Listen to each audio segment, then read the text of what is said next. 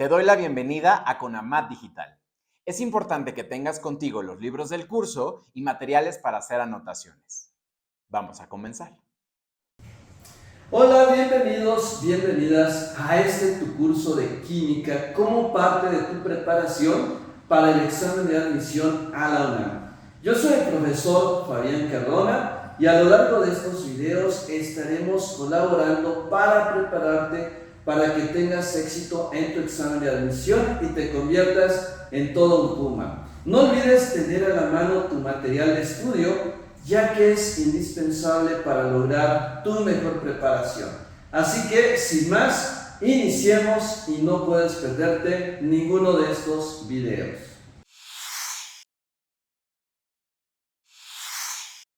Bien, pues ahora vamos a ver cómo se clasifica la materia. Claro, esto desde el punto de vista de la química, porque para clasificar la materia, pues podemos utilizar muchos criterios, pero lo que nos interesa aquí, pues es cómo se clasifica la materia según la química. Bien, para empezar, la química considera que la materia se puede clasificar en dos grandes grupos. Por una parte, tenemos a las llamadas sustancias puras y por otra tenemos a las mezclas. Bueno, primero vamos a describir a las sustancias puras, que éstas se caracterizan porque están formadas solamente por un tipo de componente, ya sea que este componente pues esté representado por átomos individuales o bien estén formados por moléculas. Ahora, lo que observamos en esta diapositiva representa a los elementos químicos. Entonces, sí, los elementos químicos son sustancias puras y además los elementos ya no pueden descomponerse en otras más sencillas, porque, bueno, no es posible, ya sea por algún proceso físico, por algún proceso químico, no se pueden descomponer en otras más sencillas. Los átomos que forman a un elemento pues son muy parecidos entre sí, podríamos decir que son prácticamente iguales. Sin embargo, pues los elementos también pueden estar formados por moléculas, pero pues estas moléculas están formadas por átomos iguales. Ahora, un elemento químico se representa mediante un símbolo químico. Y recuerda que un símbolo químico está formado por una sola letra mayúscula, que puede ir acompañada o no por una letra minúscula. Ahora, los elementos químicos los vamos a encontrar clasificados aquí en la tabla periódica de los elementos. Entonces, de hecho, en una tabla periódica podemos distinguir a metales, no metales y metaloides. Los metales son de hecho los elementos más abundantes. Bien, aquí vemos una casilla de la tabla periódica y está el símbolo del elemento hierro, formado por una F mayúscula y una E minúscula. Este símbolo no necesariamente coincide con su nombre en español. En español le podemos llamar fierro o le podemos llamar hierro, y aquí tenemos una imagen que muestra a este metal. Sin embargo, pues hay elementos como por ejemplo la plata, en español la llamamos así, plata, pero su símbolo es Ag, porque el nombre original de la plata es argentum, por eso se usa el símbolo Ag. Bueno, y es común representar a los componentes en un elemento así como círculos individuales del mismo color, del mismo tamaño. Entonces, esto estaría representando a un elemento formado por átomos individuales. En la parte de abajo tenemos un ejemplo de cómo se representarían las moléculas de un mismo elemento, que aquí serían moléculas diatómicas formadas por dos círculos que estarían representando a dos átomos. Bien, entonces recuerda, aquí acabamos de hablar de las sustancias puras y los elementos son las sustancias puras más sencillas que ya no pueden descomponerse en otras. Ahora, también son sustancias puras los compuestos. Sin embargo, los compuestos se forman por la combinación química de dos elementos o más. Y además, las propiedades que tienen los compuestos son diferentes de las propiedades de los elementos individuales. Además, un compuesto se representa mediante una fórmula. Aquí vemos la fórmula del agua. Y esta fórmula nos dice que tenemos dos átomos de hidrógeno y un átomo de oxígeno en una molécula de agua. Recuerdan que en una molécula, en una fórmula de un compuesto, a diferencia del símbolo de un elemento, en una fórmula de un compuesto nos vamos a encontrar por lo menos con dos letras mayúsculas o más de dos letras mayúsculas. Entonces, esto es una fórmula que está representando un compuesto químico que llamamos agua. Y aquí podemos observar que las propiedades de estos elementos individuales son diferentes del compuesto. ¿Por qué? Bueno, el agua a temperatura ambiente sabemos que se encuentra en estado líquido y además el agua tiene ciertas propiedades como el hecho de que podemos usarla para apagar un incendio. Sin embargo, sus elementos constituyentes son muy diferentes. El hidrógeno es un gas y además es combustible. Es un gas combustible a temperatura ambiente, propiedades muy diferentes del agua. El oxígeno también es un gas y es comburente, facilita la combustión. Así que ahí vemos cómo los componentes individuales tienen propiedades diferentes del compuesto que están formando. En la parte de abajo observamos la fórmula C2H5OH que corresponde a un compuesto que conocemos como etanol o alcohol etílico. Este compuesto pues se utiliza como un agente desinfectante, aunque pues en concentraciones muy bajas también se utiliza como el componente principal de las bebidas alcohólicas como el whisky, el tequila, etc. Ahora, los compuestos se pueden dividir en dos tipos. El agua en este caso estaría representando a compuestos inorgánicos, mientras que el etanol estaría representando a compuestos orgánicos. Ahora, los compuestos inorgánicos como el agua, pues se caracterizan porque no tienen como principal componente al carbono. Entonces los compuestos inorgánicos no tienen como principal componente el carbono. En el caso de los compuestos orgánicos, el carbono sí es el principal componente.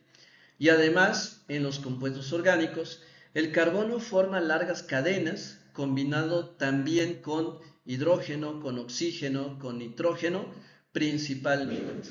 Bien, entonces, las sustancias puras también incluyen a compuestos y otra cosa importante es que los componentes de un compuesto sí se pueden separar usando métodos químicos, es decir, podemos separarlos mediante reacciones químicas, a diferencia de los elementos donde ni por métodos físicos ni por métodos químicos se pueden separar en sustancias más simples. Bien, y ahora vamos a ver otra parte de la clasificación de la materia. Llegamos a las mezclas. Bueno, una mezcla no es una sustancia pura, ya que en el caso de una mezcla está formada por dos componentes o más, pero en una proporción variable, no como en las sustancias puras. En las sustancias puras los componentes se combinan siempre en la misma proporción. En una mezcla no ocurre de la misma manera. ¿A qué me refiero con esto de que pues tienen diferente proporción? Por ejemplo, podemos formar una mezcla, agua de limón, que tiene lo mismo, ¿no? Agua, limón y azúcar, digamos que es una jarra A, y tenemos una jarra B que también tiene agua, limón y azúcar. Sin embargo, si esta agua de limón fue preparada por dos personas distintas. A pesar de que tienen los mismos componentes, estos componentes no van a estar combinados en la misma cantidad. A lo mejor en la jarra A solamente tiene 4 cucharadas de azúcar y la jarra B tiene 6 cucharadas de azúcar. Entonces, la proporción es variable. Además de esto, los componentes de las mezclas conservan sus propiedades. Y esto hace que los componentes de una mezcla se puedan separar mediante procesos físicos. Esto no ocurre con los compuestos. Los compuestos, los componentes de un compuesto no se pueden separar por métodos físicos. Los componentes de una mezcla sí se pueden separar por métodos físicos. Entonces, en una mezcla, cada componente conserva sus propiedades. En un compuesto no ocurre esto. Entonces, vemos aquí del lado izquierdo, como ejemplo, el agua salada. El agua salada estaría representando un tipo de mezcla conocida como mezcla homogénea. Una mezcla homogénea es aquella en la que solo se observa una fase. La observamos así a simple vista como una sola fase e inclusive si observamos bajo el microscopio se va a observar una sola fase. Esto significa que si la mezcla tiene dos componentes o más, cuando la observamos parece como si solo fuera un componente. Ahora, sabemos que conservan sus propiedades porque, por ejemplo, si tomamos un traguito de esta agua salada, pues vamos a probar el sabor de la sal. Eso nos indica que la sal está conservando sus propiedades. Y también podríamos utilizar esta mezcla del agua salada pues para apagar una hoja de papel que se esté quemando. Entonces, el agua también está conservando sus propiedades. Ahora, lo que vemos del lado derecho es para ejemplificar al aire. El aire también es una mezcla homogénea. Sin embargo, en este caso, no observamos a ninguno de sus componentes. El aire está formado principalmente por hidrógeno y por oxígeno, pero no observamos a ninguno. Entonces el aire también representa una mezcla homogénea. Aquí abajo tenemos otro caso, una mezcla homogénea sólida, que es un metal. Esto que observamos aquí son distintas piezas que están formadas por bronce. El bronce es una mezcla homogénea formada principalmente por cobre y por estaño. Bien, pues ahora vamos a hablar de las mezclas heterogéneas. A diferencia de las anteriores, en las mezclas heterogéneas podemos observar dos fases o más, y esto lo podemos distinguir ya sea a simple vista o utilizando un microscopio. Por ejemplo, en la imagen del lado izquierdo, lo que vemos es una mezcla entre el aceite y el agua. Sabemos que el aceite no se disuelve en el agua, así que podemos observar dónde está el aceite y dónde está el agua. En otras palabras, estamos observando dos fases distintas. Sin embargo, hay mezclas heterogéneas que a simple vista parece que son homogéneas. Y uno de esos casos lo representa la mayonesa que observamos del lado derecho.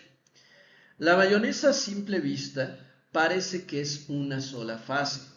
Sin embargo, cuando ponemos una muestra de mayonesa para observarla bajo el microscopio, nos damos cuenta que hay partículas muy pequeñitas que están flotando en un medio líquido, en un líquido viscoso. Entonces, en realidad, la mayonesa es una mezcla heterogénea. Se le llama dispersión coloidal, a veces le llaman simplemente coloide.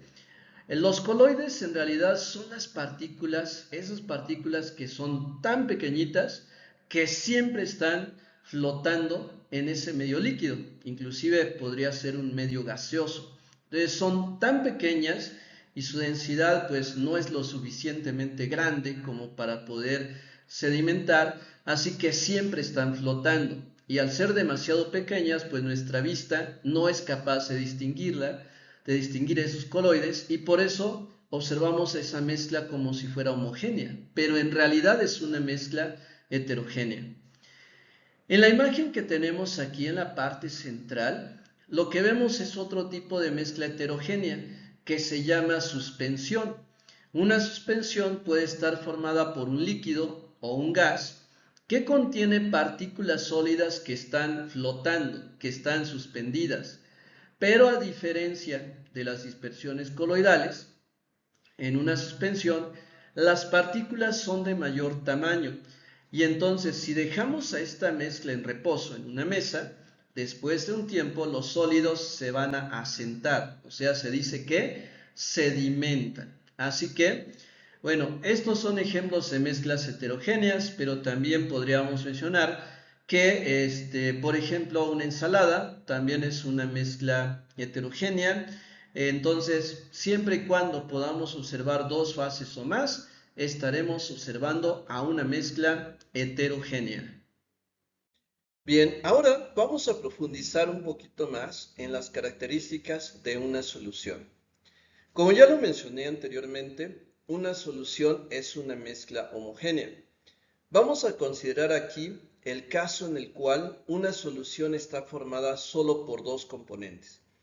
Por un soluto, que es el componente que se disuelve, generalmente el que está presente en menor cantidad, y por un solvente, que es el componente que está presente en mayor proporción, el que disuelve al soluto. Ahora, hay otra propiedad involucrada aquí, que es el concepto de concentración. Podemos decir que la concentración es la cantidad de soluto que está presente en una determinada cantidad de solución. Hay distintas unidades para medir la concentración. Bueno, en este caso vamos a hablar de un tipo de soluciones consideradas como soluciones cualitativas, que esto tiene que ver con la cantidad de soluto que tiene la solución, pero de una manera cualitativa precisamente, no cuantitativa. Bien, vamos a ver del lado izquierdo. Tenemos representada a una solución diluida y lo que observamos aquí, los círculos que aparecen en el dibujo representan a la cantidad de soluto. Cuando observamos a una solución diluida, pues la solución diluida se ve transparente. Digamos, si la solución está formada usando como solvente al agua, únicamente observaremos las características del solvente. Si el soluto proporciona coloración, pues digamos que en una solución diluida la cantidad de soluto es tan pequeña que no se observa coloración. Ahora, en el siguiente caso tenemos a una solución concentrada. En una solución concentrada vamos a encontrarnos con mayor cantidad de soluto en comparación al primer caso. Sin embargo, aquí ya vamos a observar una coloración en la solución. Ya se empiezan a apreciar algunas características del soluto. En tercer lugar, tenemos a una solución saturada. La solución saturada tiene la máxima cantidad de soluto que se puede disolver a una temperatura dada. Entonces, no sé, supongamos que esto contiene 100 mililitros de agua a 25 grados centígrados y que ahí disolvimos 30 gramos de una sal y es la máxima cantidad de sal que se puede disolver a 25 grados centígrados en 100 mililitros de agua. Entonces, en esa situación estaremos con una solución saturada y claro, si el soluto da color, la intensidad del color será mayor. Bueno, finalmente tenemos una solución sobresaturada. Bueno, si a la solución anterior la calentamos, elevamos su temperatura, supongamos, a 60 grados centígrados, entonces, en general, al aumentar la temperatura se puede disolver una mayor cantidad de soluto. Entonces, podremos disolver mayor cantidad de soluto en comparación al caso anterior. Por lo tanto, lo que tenemos aquí es una solución sobresaturada y vemos ahí que la intensidad del color es mayor al caso anterior. Bien, pues ahora vamos a iniciar el tema de estructura atómica. Bien, y lo primero que vamos a hacer es definir qué es el átomo. Al átomo lo podemos definir así. Es una partícula sumamente pequeña que solía considerarse indivisible. Hoy sabemos que sí se puede dividir, pero es capaz de conservar las propiedades de un elemento químico. Eso es el átomo. Ahora, han existido varios modelos para tratar de describir con detalle cómo es el átomo. En este caso nos vamos a enfocar al modelo atómico propuesto por el físico danés Niels Bohr. Bien, su modelo atómico también es conocido como sistema planetario en miniatura, y aquí del lado izquierdo vemos cuáles son las características principales, en donde observamos que el núcleo está formado por protones y también por neutrones. Recuerda que los protones son partículas que tienen carga eléctrica positiva, mientras que los neutrones se llaman así porque su carga es neutra, o podemos decir que no tienen carga. Ahora, alrededor del núcleo, en órbitas circulares, se mueven los electrones, los cuales tienen carga eléctrica negativa, que son los que están representados aquí en color rojo. Bien, más adelante hablaremos de otros modelos atómicos. De momento nos enfocaremos a esto, al modelo de Bohr. Bien, este modelo nos permite comprender algunos conceptos básicos y muy importantes para este curso. Uno de ellos es el concepto de número atómico. Al número atómico lo representamos con la letra Z mayúscula. Y el número atómico representa el número de protones que están contenidos en el núcleo del átomo. Este número es muy importante porque, de hecho, se utiliza como base para ordenar a los elementos químicos en la tabla periódica. Otro concepto que tenemos aquí es el de número de masa, que se representa con la letra A mayúscula. El número de masa representa la suma de protones y de neutrones contenidos en el núcleo. Ahora, el número de electrones, mientras el átomo sea neutro, el número de electrones va a ser igual al número de protones. Es decir, si un átomo es neutro, si no tiene carga eléctrica resultante, esto significa que debe de tener la misma cantidad de cargas positivas que de cargas negativas. Así que en los átomos neutros podemos decir que el número de electrones también está determinado por el número atómico. El número de neutrones se puede calcular restando el número de masa menos el número atómico. Es decir, simplemente restamos A menos Z. Bueno, estos conceptos nos llevan a definir un concepto más, que es el concepto de isótopos. ¿Qué son los isótopos? Bueno, los isótopos son átomos de un mismo elemento que en consecuencia tienen el mismo número atómico, es decir, tienen el mismo número de protones, pero el número de neutrones es diferente. Así que los isótopos van a tener mismo número de protones, pero distinto número de neutrones, lo cual implica que su número atómico es el mismo, pero el número de masa es diferente. Entre los isótopos más comunes y más conocidos se encuentran los isótopos del hidrógeno. Lo que observamos en estas imágenes representa a los isótopos del hidrógeno.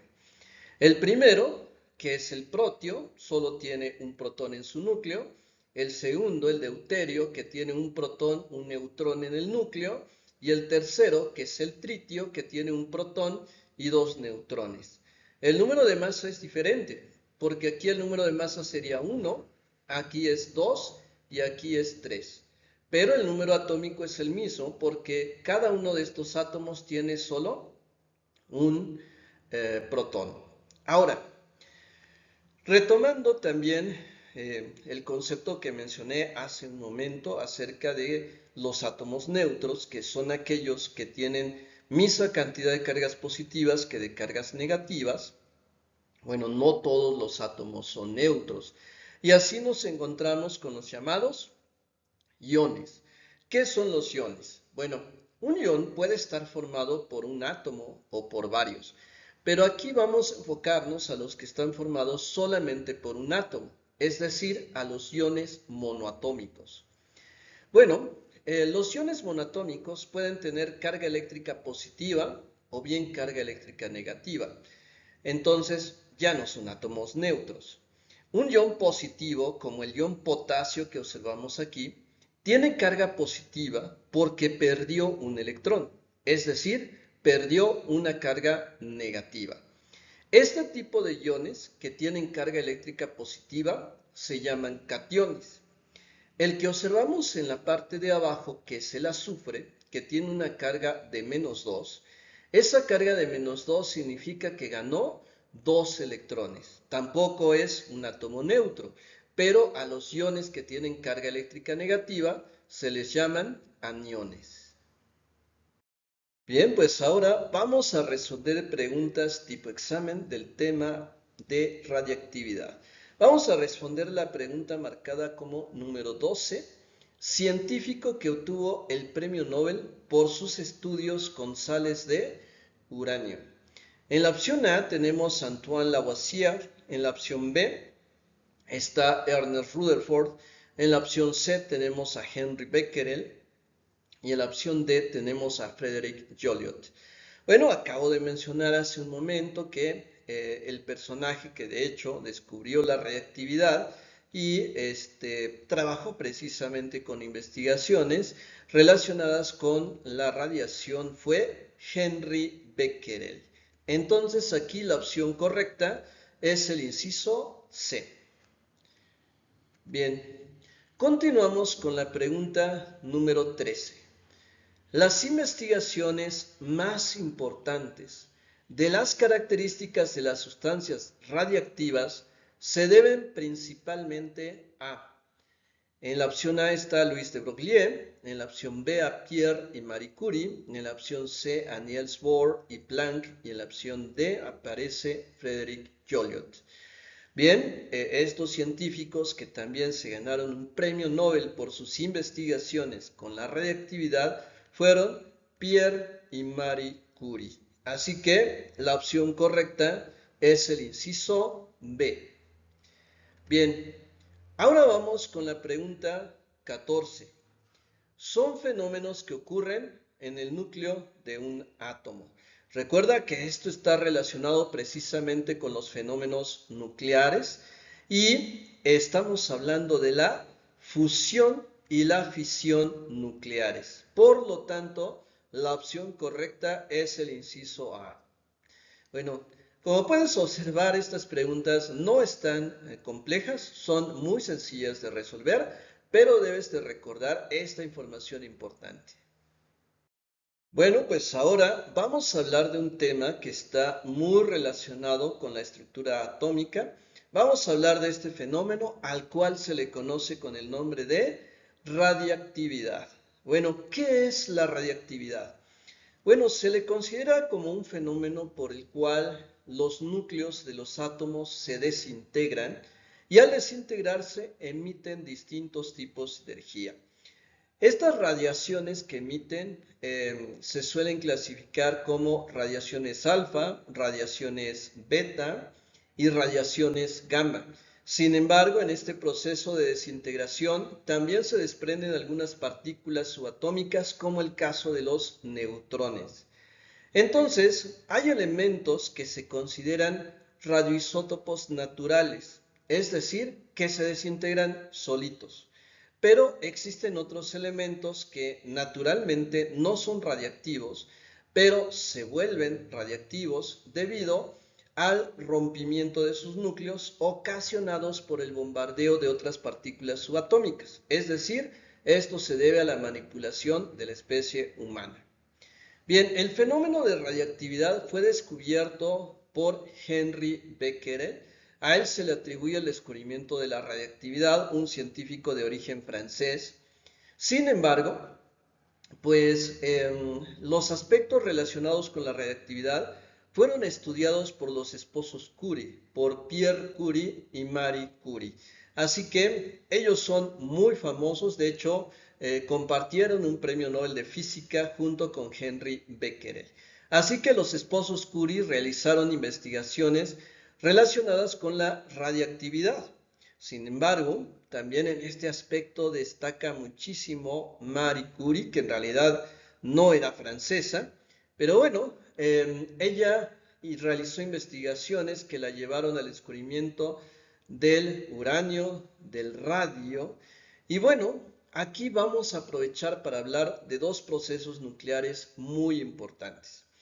Uno de ellos es la fisión nuclear.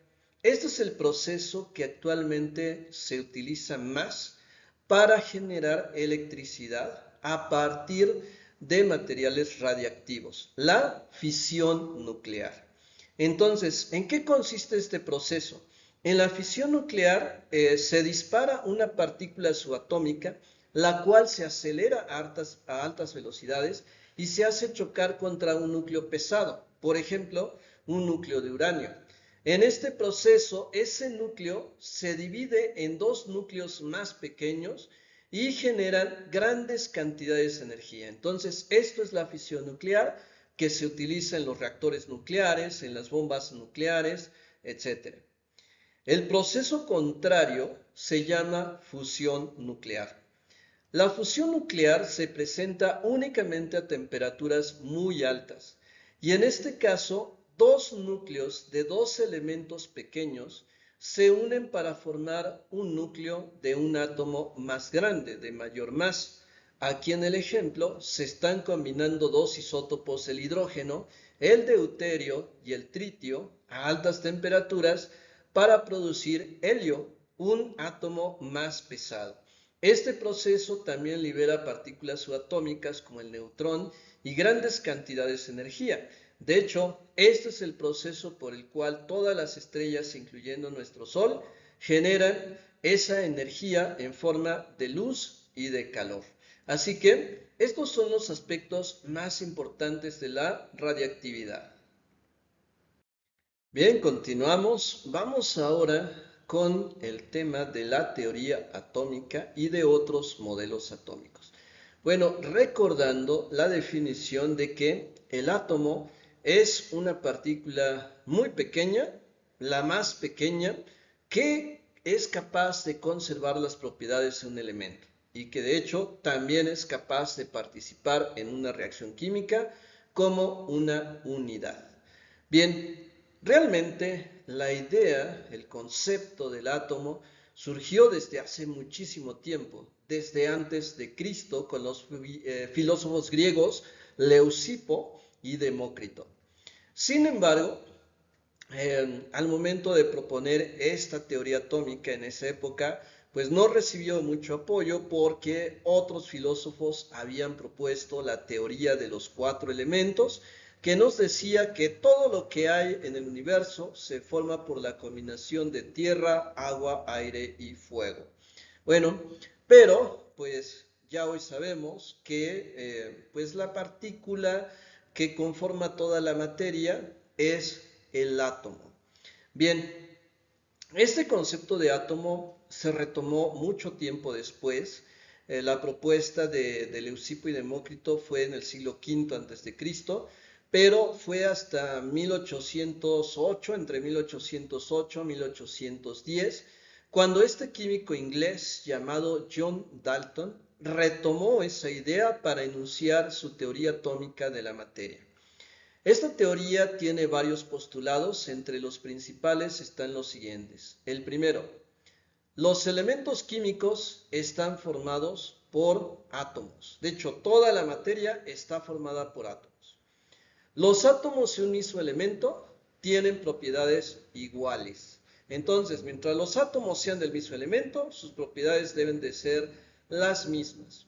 Vamos con el tercero. Un compuesto químico se forma por la combinación de átomos, los cuales se van a combinar en relación de números enteros y pequeños. Y además, las reacciones químicas son simplemente un reacomodo de los átomos. Hay otros postulados, podríamos agregar que también en una reacción química, los átomos permanecen indestructibles. O sea, en una reacción química un átomo no se destruye, simplemente se combina con otros. Bueno, a pesar de que pues esta teoría se propone pues por allá por principios del siglo XIX, pues de ahí a que se comenzaran a establecer los primeros modelos atómicos, pues transcurrió mucho tiempo. Fue aproximadamente hasta 1898 cuando J.J. Thomson, trabajando con un tubo de rayos catódicos, propuso este modelo atómico que recibió el sobrenombre del budín de pasas. En este modelo se proponía que el átomo era como un pan, el cual tenía incrustados pues unas partículas con carga negativa, que originalmente Thomson les denominó corpúsculos. Sin embargo, más adelante George Stoney denominó a estos corpúsculos como electrones. Entonces, el modelo atómico conocido como el budín de pasas, pues fue sugerido por J.J. Thomson. Bien, posteriormente, Ernest Rutherford realizó una serie de experimentos en la cual utilizó placas metálicas muy delgadas, a las cuales bombardeó con partículas alfa, partículas cargadas positivamente.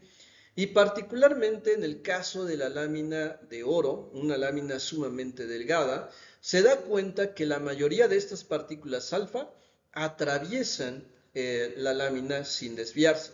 Pero había unas pocas partículas alfa que rebotaban y otras que se desviaban. Entonces, esto lo llevó a proponer de que el átomo en realidad no era materia continua, sino discontinua. Es decir, que el átomo tenía un núcleo sumamente pequeño, el cual concentraba toda la carga eléctrica positiva, y que alrededor del núcleo se movían los electrones, los cuales tenían carga eléctrica negativa.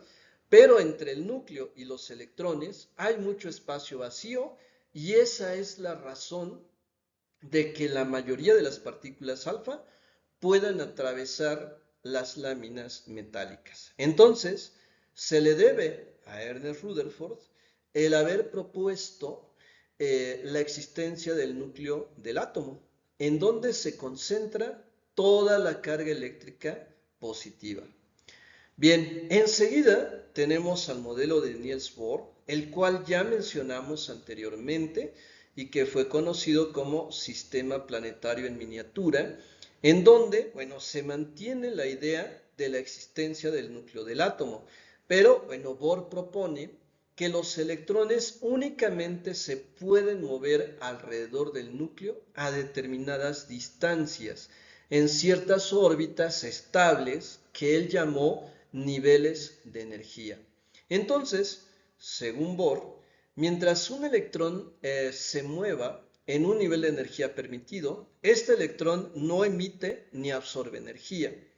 Pero si un electrón de un nivel de energía externo salta a un nivel de energía interno, o sea, salta de un nivel con mayor energía a un nivel con menor energía, entonces ese electrón emite energía.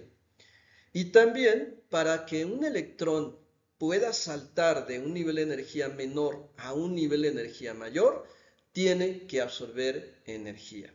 Entonces, estos son pues los modelos más relevantes en este desarrollo de la estructura atómica. Todo esto se fue proponiendo aproximadamente por la primera mitad del siglo XX. Bueno, pues ahora vamos a hablar particularmente de un modelo conocido como modelo cuántico, también se le llama modelo actual, que bueno, es el último modelo que se propuso, el que se considera hasta el momento como el verdadero, el real, así que vamos a ver de qué trata este modelo cuántico. Bien, el modelo cuántico también está basado en parte en el modelo de Niels Bohr. Recuerda que en el modelo de Niels Bohr se propuso la existencia de los niveles de energía. Bueno, pues en este modelo se propone que los niveles de energía se dividen en porciones más pequeñas llamadas subniveles de energía. Y estos subniveles de energía se representan mediante las letras minúsculas S, P, D y F. Y además que en cada subnivel de energía solo se puede acomodar un número máximo de electrones. Así en el subnivel S se pueden acomodar 2 electrones como máximo, en el P 6 electrones, en el D 10 electrones y en el F 14 electrones como máximo. Bien, esa teoría también propone que cada subnivel de energía se divide en orbitales. A un orbital se le considera como la región del espacio en donde existe la mayor probabilidad de hallar a un electrón. Un electrón dentro de un átomo es una partícula que se mueve muy rápido, aproximadamente a una tercera parte de la velocidad de la luz, o sea, alrededor de 100.000 kilómetros por segundo. Entonces, es imposible determinar con precisión y al mismo tiempo la posición y la velocidad de un electrón. A esto se le conoce con el nombre de principio de incertidumbre. Entonces, por eso, cuando hablamos de orbitales, decimos que un orbital es la región del átomo en donde existe la mayor probabilidad de hallar al electrón. Y además, en un orbital solo podemos encontrar como máximo 2 electrones. Así que en el subnivel S solamente hay un orbital. En el P hay 3 orbitales identificados comúnmente como PX, PY y PZ. En el D hay 5 orbitales y en el F hay 14 orbitales. Bien, en esta parte observamos la forma de algunos de estos orbitales. Aquí tenemos al orbital S. Este de aquí, los 3 en conjunto forman al subnivel P, pero tenemos aquí al orbital PX, aquí al orbital PY y aquí al orbital PZ. Ahora, la parte más conocida del modelo cuántico es lo que se denomina configuración electrónica. La configuración electrónica es simplemente la representación de la manera en que los electrones se van acomodando en los subniveles de energía. El orden en el cual se llenan los subniveles de energía viene dado por este dibujo que, bueno, la regla es conocida como regla de las diagonales o también principio de Aufbau. Entonces debemos de seguir estas diagonales para determinar cuál es el orden en el que los subniveles de energía se van llenando. Si seguimos el orden marcado por esas diagonales, finalmente llegamos a lo que tenemos en la parte de abajo, donde los superíndices representan el número de electrones que están acomodados en cada subnivel. Entonces el orden es 1s2, 2s2, 2p6, 3s2, 3p6, 4s2, 3d10, 4p6 y así sucesivamente. Bien, entonces este es el modelo cuántico o modelo actual. Bien, pues ahora ha llegado el momento de hablar de la tabla periódica. La tabla periódica es la clasificación de todos los elementos químicos que se conocen hasta el momento. Su origen, pues, radica desde el siglo XVIII, pero fue aproximadamente por 1869, cuando un químico ruso, Dmitri Ivanovich Mendeleev, ordenó a los elementos en una tabla periódica muy parecida a esta, pero ordenó a los elementos pasándose en forma creciente de acuerdo con su masa atómica. Sin embargo, tiempo después, en 1913, Henry Moseley realizó un reordenamiento, acomodando a los elementos ahora en orden creciente de su número atómico. Así es como en la actualidad están ordenados los elementos químicos en la tabla periódica. Pero además, en la tabla periódica podemos observar dos acomodos distintos. Los arreglos verticales que observamos en la tabla periódica se llaman familias o grupos y originalmente se identificaron con números romanos y con las letras mayúsculas A y B, donde las letras mayúsculas representaban a unos elementos llamados así, elementos representativos, mientras que los que llevan la letra mayúscula B se llaman elementos de transición.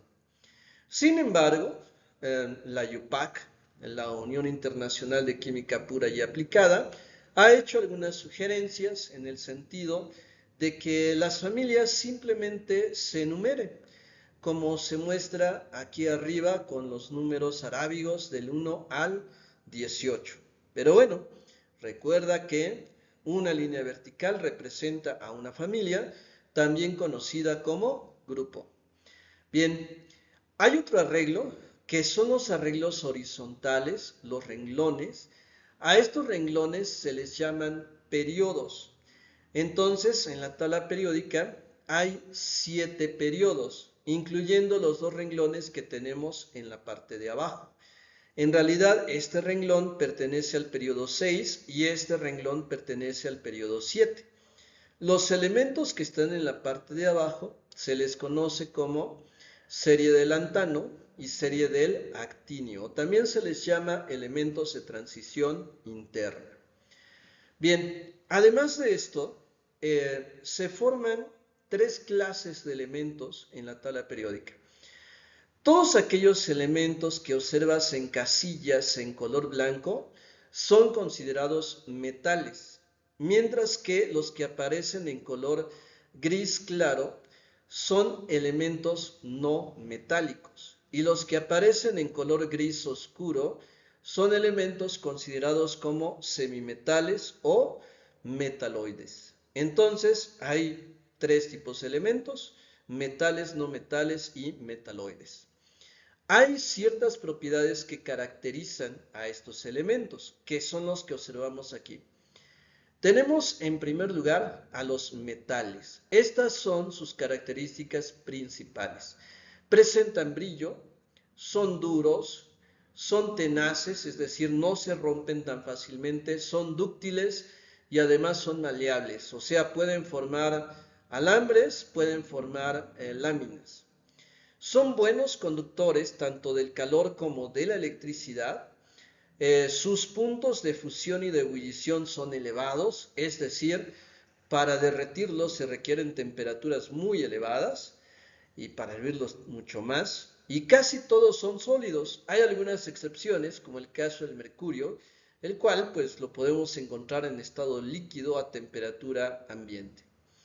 Bien, en el caso de los no metales, podemos decir que sus propiedades son opuestas a las que tienen los metales. Los no metales no tienen brillo, no son maleables, ni dúctiles, ni tenaces, y presentan un fenómeno conocido como alotropía. ¿Qué es este fenómeno? Se refiere a que un elemento químico puede encontrarse en el mismo estado de agregación, pero con apariencias y propiedades diferentes. El caso más común lo representa el carbono. El carbono lo podemos encontrar, por ejemplo, en forma de grafito en la punta de los lápices, lo podemos encontrar como diamante en joyería. Y bueno, tanto el grafito como el diamante son sólidos.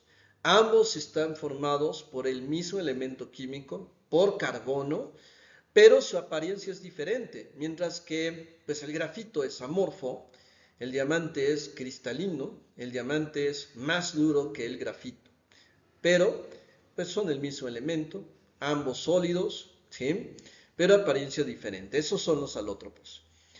Los no metales son frágiles, son malos conductores del calor y de la electricidad y generalmente se presentan en los 3 estados de agregación.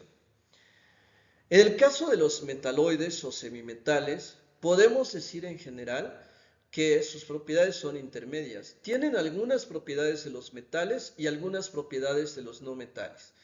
Los metaloides o semimetales son sólidos, son duros pero no son tenaces, presentan brillo metálico y suelen ser semiconductores. Algunos conducen la electricidad, no tan bien como los metales, pero más que los no metales, y otros son buenos conductores de la electricidad, pero malos conductores del calor, como el caso del silicio. Y eso les da ciertas ventajas, como el hecho de poder utilizar al silicio en la fabricación de semiconductores usados en las computadoras. Bueno, ya estuvimos hablando de la tabla periódica. Ahora vamos a describir otras características importantes que nos podemos encontrar en la tabla periódica, y esas características se refieren a las propiedades periódicas. Bueno, ¿por qué se llaman así? Porque son propiedades que siguen determinadas tendencias dentro de un mismo renglón, dentro de una misma línea horizontal. Recuerda que a esto se les llama periodos. Ya mencioné anteriormente que todos los elementos que pertenecen a la misma familia tienen propiedades físicas y químicas similares. Sin embargo, en los periodos podemos observar pues ciertos patrones de que van aumentando de izquierda a derecha o van disminuyendo, así que ahorita vamos a ver cuáles son estas propiedades periódicas y cómo se comportan a lo largo de la tabla. Bien, primero vamos a mencionar a la electronegatividad. A esta la podemos definir simplemente como la propiedad que tienen los átomos para atraer electrones. En general, los elementos no metálicos son los más electronegativos, es decir, son los que atraen con mayor fuerza a los electrones. Mientras que los elementos electropositivos son aquellos que pierden electrones fácilmente, y esto lo presentan los metales. Sin embargo, la electronegatividad tiene ciertas tendencias. Si nos ubicamos en un periodo, como lo indica la flecha verde, la electronegatividad aumenta hacia la derecha. Y si nos ubicamos en una familia, la electronegatividad aumenta hacia arriba. Así, el elemento más electronegativo de toda la tabla periódica, de acuerdo con estas tendencias, sería el flúor. Y la familia de elementos con mayor electronegatividad serían los halógenos, los elementos de la familia 7A. Y por lo contrario, digamos que un elemento con muy baja electronegatividad estaría en el extremo opuesto. El francio estaría más hacia la izquierda y más hacia abajo. Bueno, enseguida tenemos a la energía de ionización, también conocida como potencial de ionización. Esta se define como la energía necesaria para arrancar a un electrón de valencia. Bueno, si tenemos a un átomo y queremos quitarle un electrón de valencia, entonces debo de suministrar energía a ese electrón para lograr sacarlo del átomo. Entonces, a la energía mínima necesaria que le debo de suministrar a ese electrón de valencia para sacarlo del átomo se le llama energía de ionización. El comportamiento de la energía de ionización es el mismo que tiene la electronegatividad, es decir, en un periodo aumenta hacia la derecha y en una familia aumenta hacia arriba. Después tenemos a la afinidad electrónica. La afinidad electrónica es la energía liberada cuando un electrón ingresa a la capa de valencia. Es decir, los electrones que están libres, que están fuera de los átomos, tienen más energía que los electrones que están dentro de los átomos. Entonces, cuando un electrón ingresa a un átomo, específicamente ingresa a la capa de valencia, entonces tiene que deshacerse de la energía que tiene en exceso. Así que cuando este electrón ingresa a la capa de valencia de un átomo, tiene que emitir la energía que tiene en exceso. Y esa energía emitida se le llama afinidad electrónica. Aquí es necesario considerar que cuando los átomos se encuentran en su estado más bajo de energía, a ese estado se le llama estado basal. Pero cuando un átomo o inclusive un electrón absorbe energía, entonces se dice que se encuentra en un estado excitado de energía. Después tenemos al radioatómico. El radioatómico, que es un indicativo del tamaño de los átomos, puede definirse como la distancia media que hay entre los dos núcleos de dos átomos en una molécula diatómica. Del lado derecho vemos la representación, es una molécula que está formada por dos átomos. Allí vemos la distancia internuclear, la distancia que hay entre átomo y átomo, y observamos que el punto medio, la mitad, estaría representando al radio atómico. Ahora, a diferencia de la electronegatividad, la energía de ionización y la afinidad electrónica, que estas tres propiedades tienen el mismo comportamiento, el radio atómico no. El radio atómico se comporta al revés. Es decir, si nos ubicamos en un mismo periodo, el radio atómico aumenta hacia la izquierda. Y si nos ubicamos en una misma familia, el radio atómico aumenta hacia abajo. ¿Por qué? Bueno, porque los elementos que están abajo tienen más niveles de energía y en consecuencia su radio atómico será mayor.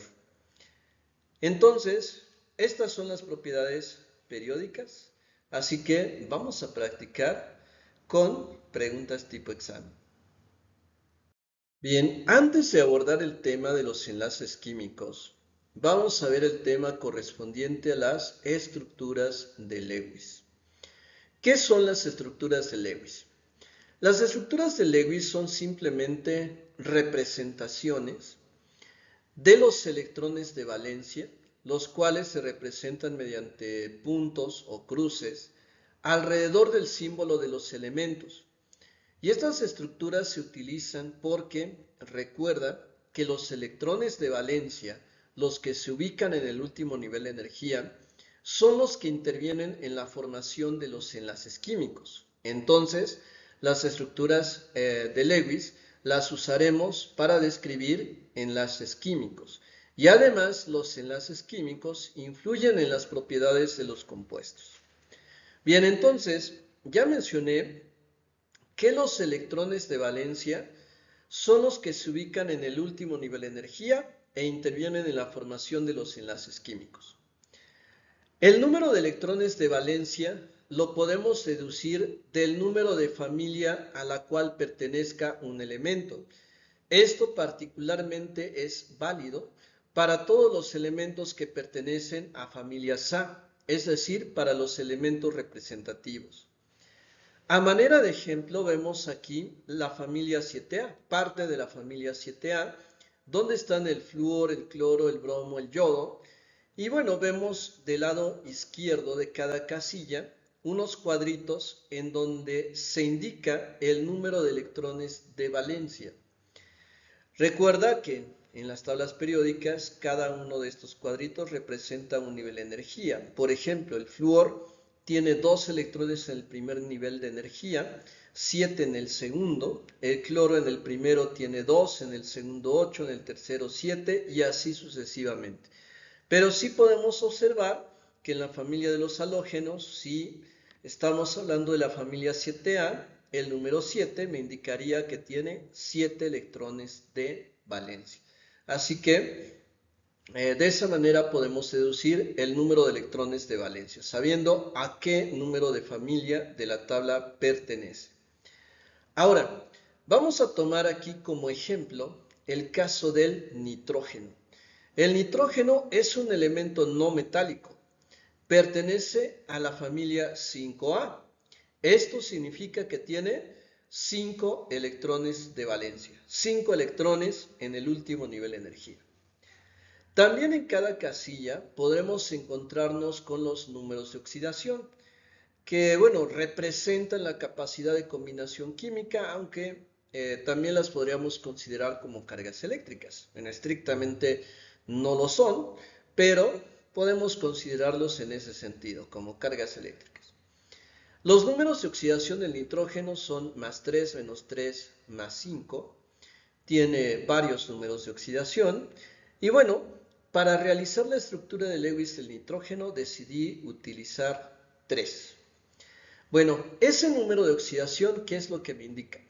El número de oxidación me diría cuántos electrones desapareados tiene ese elemento, o sea, electrones que podrán formar enlaces químicos. Entonces, el nitrógeno tiene 5 electrones de valencia, pero 3 están desapareados, o sea, no forman parejas. Y aquí están representados 1, 2, 3 electrones desapareados, pero tiene 5. Entonces, los 2 electrones restantes los voy a agregar formando parejas, es decir, serán electrones apareados. Es decir, el nitrógeno con número de oxidación 3 puede formar 3 enlaces. Ahora veamos el caso de un compuesto sencillo, el ácido clorhídrico, cuya fórmula es HCl. El hidrógeno pertenece a la familia 1A.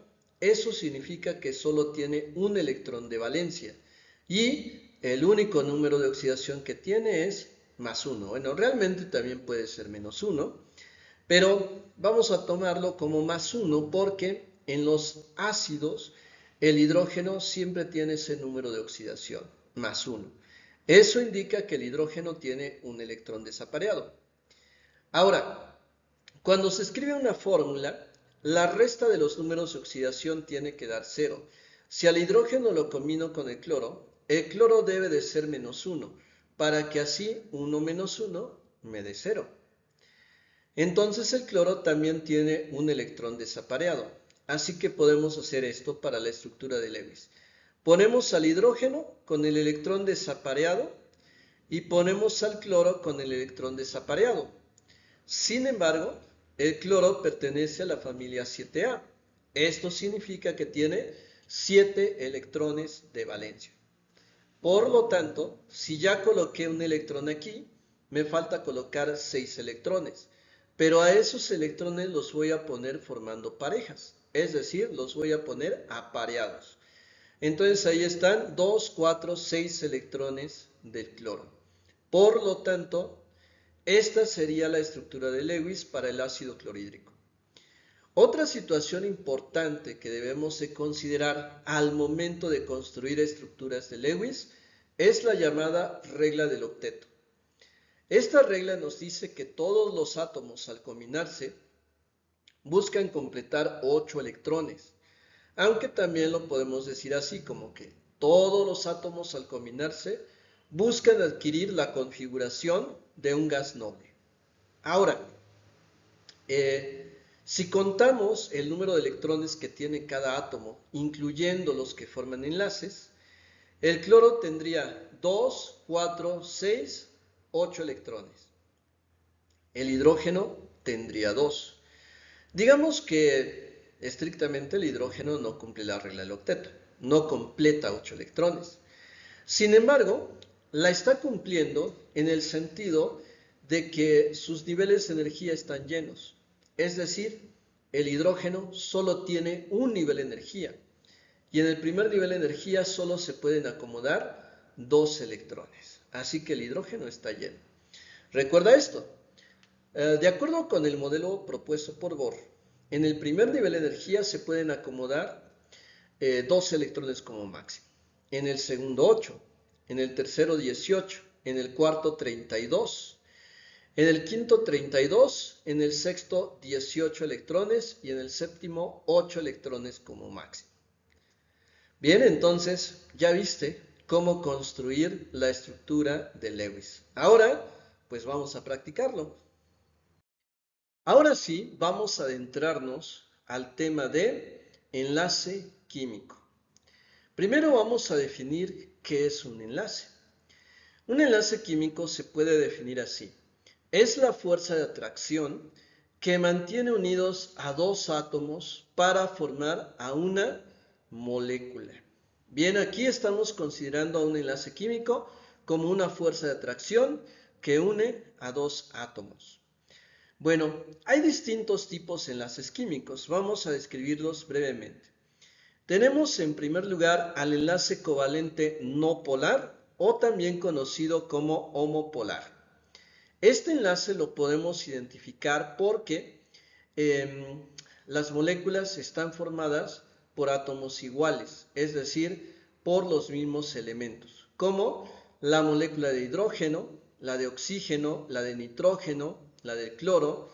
En realidad, estas sustancias son elementos químicos y en la naturaleza se encuentran así como moléculas diatómicas. Ahora, este es un tip para poder identificar el tipo de enlace, basándonos en si los elementos son iguales o son diferentes. Sin embargo, también se pueden identificar de acuerdo a la diferencia en electronegatividades. Si la diferencia en electronegatividades entre los átomos que forman el enlace químico se encuentra entre 0 y 0.5, es un enlace covalente no polar. Entonces, si la diferencia de electronegatividad tiende a ser 0, el tipo de enlace que vas a tener es un enlace covalente no polar. Ahora vamos con el enlace covalente polar, también conocido como heteropolar. Una forma de identificarlos es que los compuestos estarán formados por elementos no metálicos diferentes. En el anterior fueron elementos no metálicos iguales. Entonces, si tenemos elementos no metálicos diferentes, por ejemplo, el ácido clorhídrico, el agua, H2O, el amoníaco, NH3, y en este caso la diferencia en electronegatividades entre los elementos no metálicos se ubica entre 0.5 y 1.7.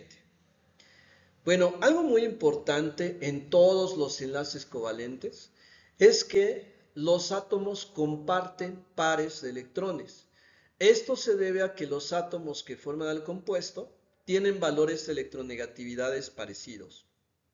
Ahora, también tenemos un enlace covalente coordinado. Estrictamente, no existe una diferencia en cuanto a diferencia de electronegatividades con los casos anteriores. La única diferencia se presenta cuando el enlace se forma. Mientras que en los dos anteriores, cada átomo aporta un electrón para formar un enlace, en el enlace covalente coordinado, uno solo de los átomos no metálicos es el que aporta el par de electrones para formar el enlace. Aquí vemos el caso del ácido sulfúrico, esta es su fórmula condensada, pero aquí vemos su estructura de Lewis. Y podemos observar que el azufre, que pertenece a la familia 6A de la tabla periódica y que en consecuencia tiene 6 electrones de valencia, que son los que vemos en color rojo, está formando enlaces covalentes coordinados con este oxígeno y con este oxígeno. Vemos que el azufre aporta los 2 electrones para unirse con este oxígeno y este también aporta 2 electrones para unirse con el oxígeno. A diferencia del enlace que tenemos aquí, donde el azufre da un electrón y el oxígeno da un electrón. Entonces, esto es un enlace covalente coordinado, esto también. ¿Sí? Esa es la única diferencia con respecto al caso anterior. Por eso la diferencia en electronegatividades está indicada como la misma. Sin embargo, bueno, vamos a pasar al enlace iónico o electrovalente. A diferencia de los anteriores, en el enlace iónico o electrovalente no vamos a encontrarnos con no metales, sino que este enlace se forma por la combinación de un metal con un no metal. Y como aquí la diferencia en electronegatividades es considerable, el metal es electropositivo y el no metal es electronegativo, cuando este enlace se forma existe una transferencia de electrones. En este caso, en el caso particular del primer ejemplo, el cloruro de sodio o sal de mesa, el sodio cede un electrón y el cloro gana ese electrón. Por lo tanto, el sodio queda como un ion positivo y el cloro como un ion negativo. Se mantienen juntos debido a que tienen cargas eléctricas con signo contrario. Lo mismo ocurre con el bromuro de potasio. Hay un metal, el potasio, unido a un no metal, el bromo. En el óxido de calcio, el calcio es un metal combinado con el oxígeno, que es un elemento no metálico. En un enlace iónico o electrovalente, la diferencia en electronegatividades es igual o es mayor a 1.7. Bueno, y ahora vamos con el enlace metálico. En el enlace metálico, que se puede presentar en elementos, por ejemplo, en una placa de cobre, en una de hierro, o en una aleación de bronce entre el cobre y el estaño, o en el latón, una mezcla de cobre y zinc. El enlace metálico se caracteriza porque los electrones de valencia de los átomos metálicos se desprenden con mucha facilidad y esos electrones se encuentran móviles. Es decir, tenemos aquí la placa metálica y los electrones se mueven libremente entre esos átomos, ¿sí? Entonces aquí se forma una especie de nube o mar de electrones y el hecho de que esos electrones estén ahí libres, pues les da precisamente a los metales la propiedad de ser buenos conductores del calor y de la electricidad, ya que presentan mínima resistividad al paso de la corriente eléctrica. Entonces tenemos el enlace metálico. En cuanto a la diferencia de electronegatividades, vemos una diferencia entre 0 y 0.5.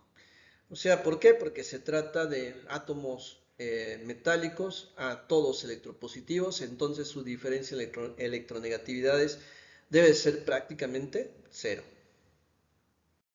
Bueno, pues ahora continuamos con el tema de compuestos químicos. Bueno, recuerda que a los compuestos químicos los representamos mediante fórmulas. Aquí vemos ejemplos de algunos de ellos. Bueno, específicamente el primero se trata de un ion, de los llamados iones poliatómicos que tienen varios átomos, pero ahí vemos algunos elementos que nos podemos encontrar en las fórmulas.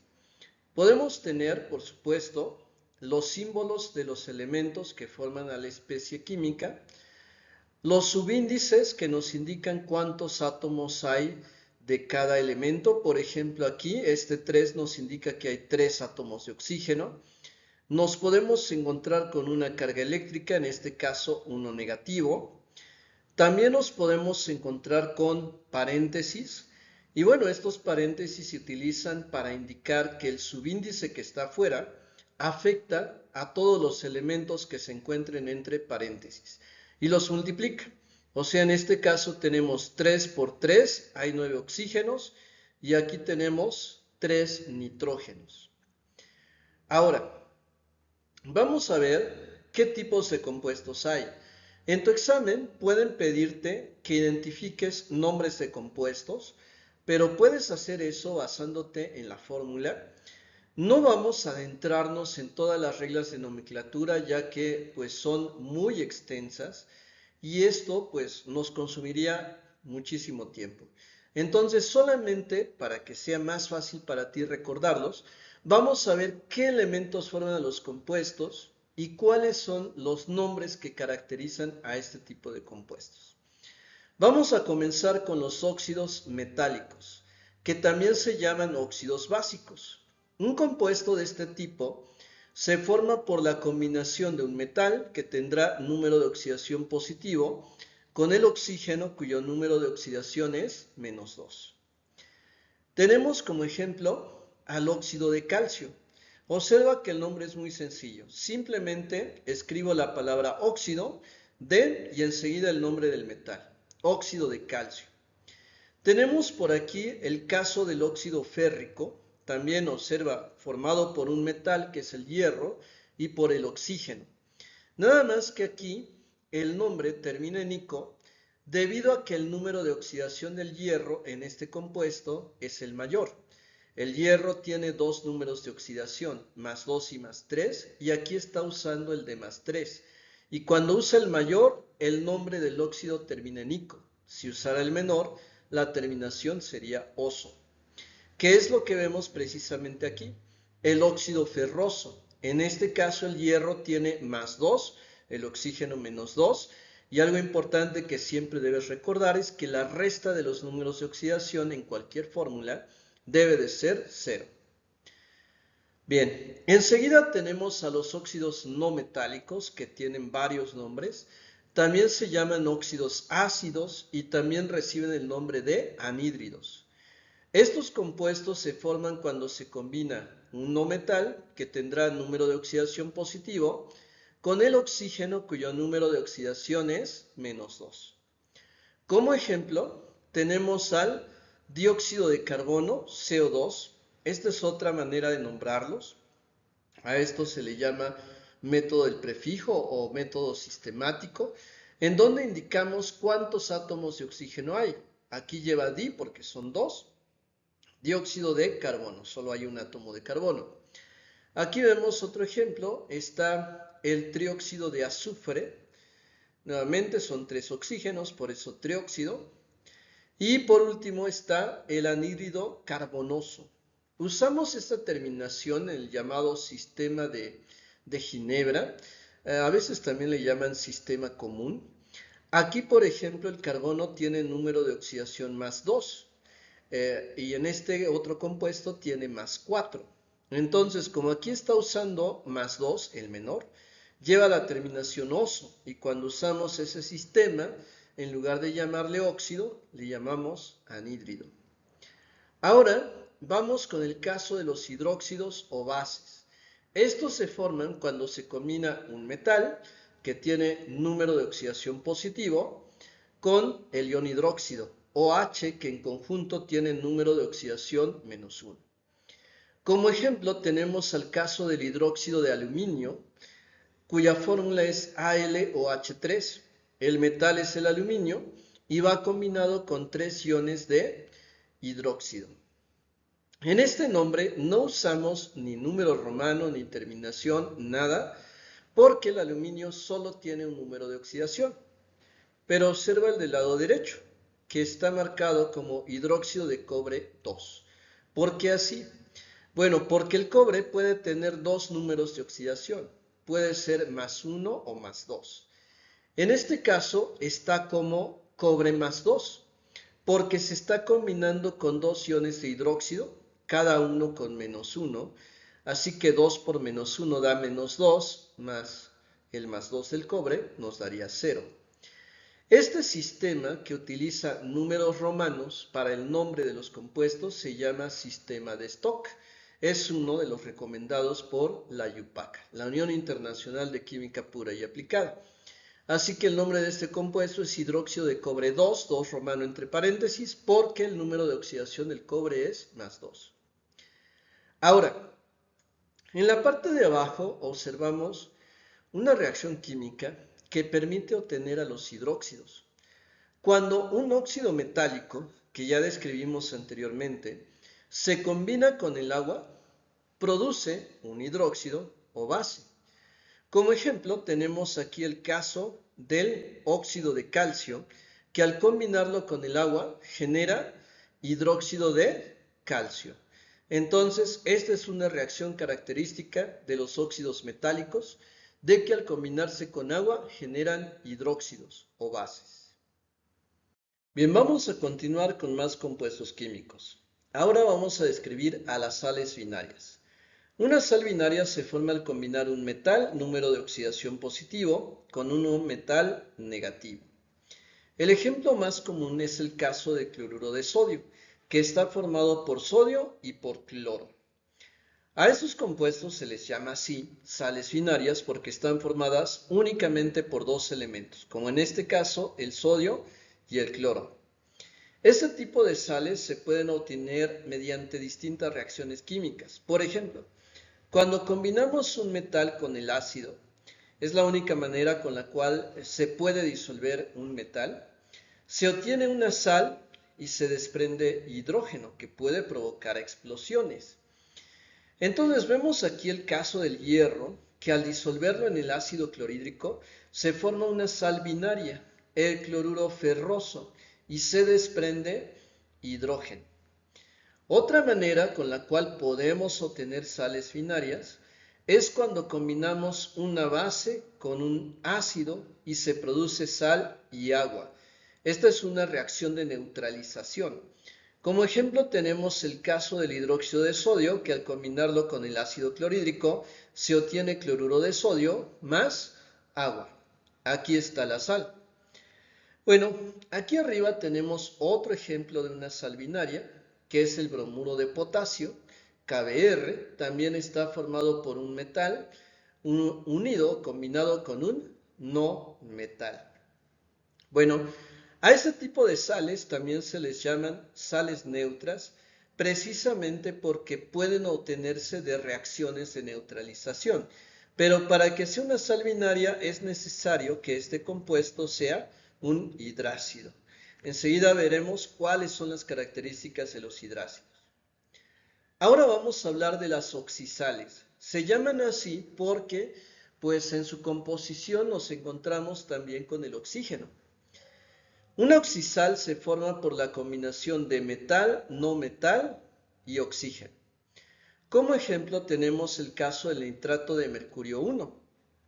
En este compuesto el mercurio tiene número de oxidación +1 y está combinado con el nitrato que es -1. Este ion poliatómico tiene número de oxidación -1. Tenemos otro ejemplo aquí, el sulfato de sodio, formado por metal, que es el sodio, no metal, que es el azufre, y el oxígeno. Esta última parte, el SO4, es el ion sulfato, que tiene número de oxidación -2, que bueno, necesita combinarse con dos sodios, cada uno con +1. Bueno, recuerda que en el caso del nitrato de mercurio, el 1 romano es por el número de oxidación del mercurio y que en el segundo caso, el sulfato de sodio, no usamos números romanos ni ningún tipo de terminación porque el sodio solo tiene un número de oxidación +1. Ahora vamos a describir a los hidrácidos. Un hidrácido se forma cuando se combina hidrógeno con un elemento no metálico, número de oxidación negativo.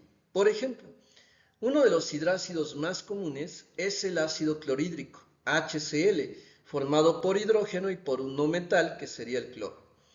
Enseguida tenemos al sulfuro de hidrógeno, que lleva hidrógeno combinado con un no metal. Tenemos al H2S, sulfuro de hidrógeno.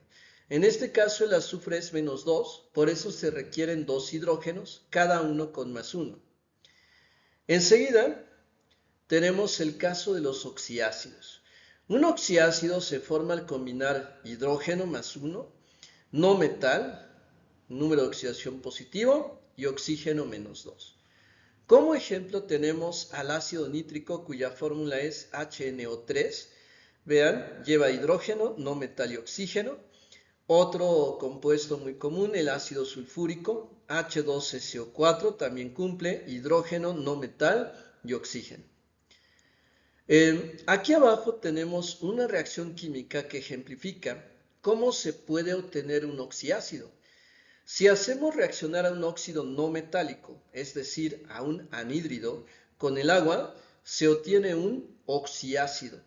Por ejemplo, si hacemos reaccionar al dióxido de nitrógeno con el agua, se obtiene ácido nítrico, un oxiácido, y también obtenemos monóxido de nitrógeno.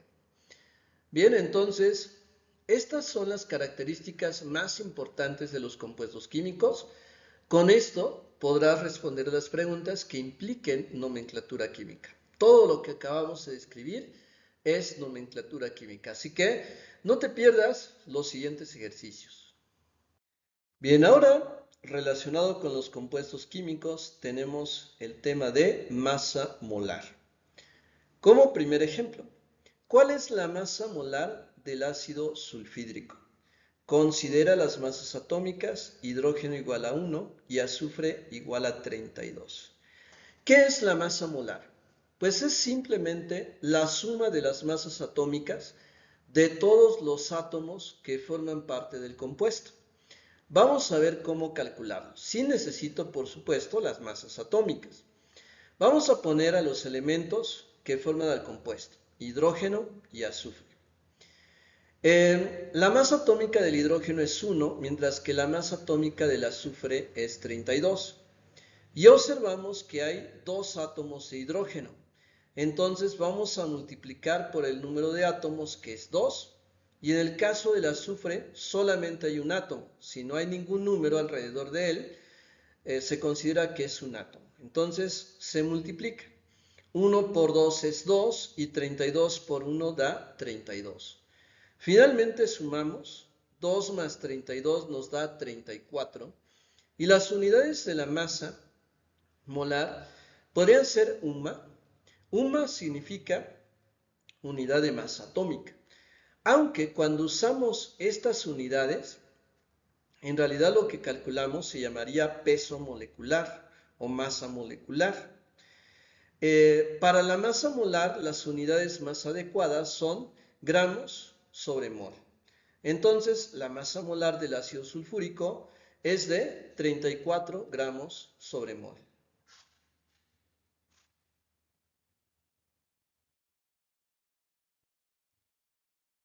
Ahora vamos a resolver una pregunta tipo examen donde tenemos que calcular la masa molar. Es la pregunta 36. Calcula la masa molar de CaHCO3 por 2. A esto se le llama bicarbonato de calcio. Necesitamos, por supuesto, las masas atómicas. La masa atómica del carbono es 40, la del hidrógeno es 1, la del carbono es 12 y la del oxígeno es 16. Ahora, recuerda que cada masa atómica la tenemos que multiplicar por el número de átomos. La masa atómica del calcio es 40, se multiplica por 1 porque solo hay un átomo de calcio. La masa atómica del hidrógeno es 1, se multiplica por 2. Este 2 recuerda que afecta todo lo que está entre paréntesis. La masa atómica del carbono, que es 12, también se multiplica por 2 porque el carbono también está multiplicado por el subíndice 2. Y la masa atómica del oxígeno, que es 16, se multiplica por 6. ¿Por qué? Porque tenemos que multiplicar estos dos subíndices. 2 por 3 queda 6. Entonces, al realizar las multiplicaciones, 40 por 1 es 40, 1 por 2 es 2, 12 por 2 da 24 y 16 por 6 da 96. Ahora finalmente tenemos que hacer la suma y la suma nos da un total de 162 sumas o 162 gramos sobre mol. Por lo tanto, la opción correcta aquí es el inciso C. Ahí está ya la respuesta correcta.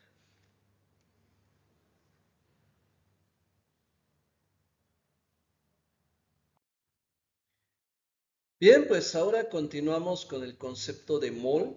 ¿Qué es la mol? Se define así. Mol es la unidad química que se usa para medir la cantidad de sustancia. Es decir, es algo similar, es una unidad similar al kilogramo, nada más que el kilogramo es una unidad física, la mol es una unidad química. La mol numéricamente es igual a la masa molar de una sustancia, la cual se debe de expresar en gramos. Y además, en una mol siempre vamos a encontrarnos 6.022 por 10 a la 23, ya sean átomos, moléculas, iones o cualquier otra unidad química que constituya al compuesto. Este número que tenemos aquí es una constante, así como el número pi. A este número se le llama número de Avogadro.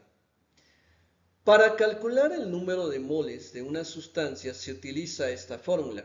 El número de moles N es igual a la masa dividida entre la masa molar. Claro, esta fórmula la ocuparemos para calcular el número de moles cuando se conozca la masa. Pero si quiero la masa, entonces tendría que despejar. La masa molar que está dividiendo se pasaría multiplicando. Me queda que la masa es igual al número de moles por la masa molar. Y bueno, un despeje, aunque raro, en ocasiones se puede llegar a usar. La masa molar se podría calcular dividiendo la masa entre el número de moles.